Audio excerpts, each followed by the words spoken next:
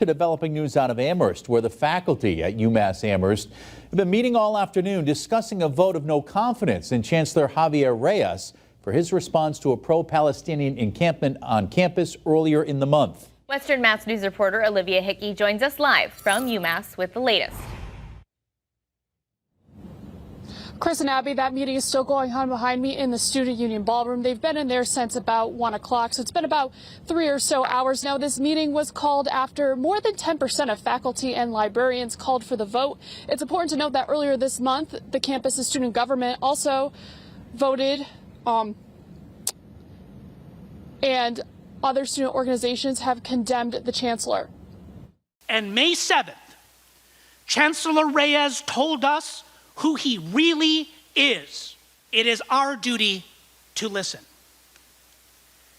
As the faculty of this great university, it falls upon us to restore the trust that has been broken.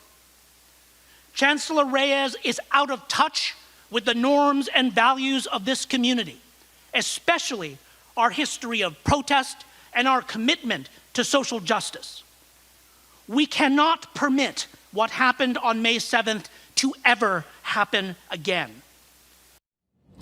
On October 25th and May 7th, Chancellor Reyes told us it was almost 2 weeks ago now when Reyes called in police to dismantle a pro-Palestinian encampment that was set up to demand the school to divest from military organizations tied to the Israel-Hamas war in Gaza after university officials informed protesters multiple times that the tents and barricades were against code of conduct and land use policies, and protesters remained.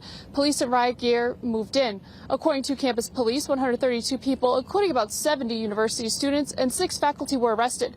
Many have already appeared in court.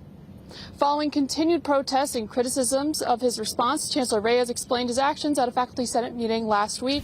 Now that meeting is still underway. Those for and against the motion have had the chance to speak. A university spokesperson tells me that just about 1,700 faculty and librarians are eligible to vote. And again, that meeting is still going on, but we're told by the university officials are expected to provide a statement at the meeting's end. We will be here throughout the rest of the afternoon and provide updates as soon as we receive them. Reporting live in Amherst, Olivia Hickey, Western Mass News. Thank you.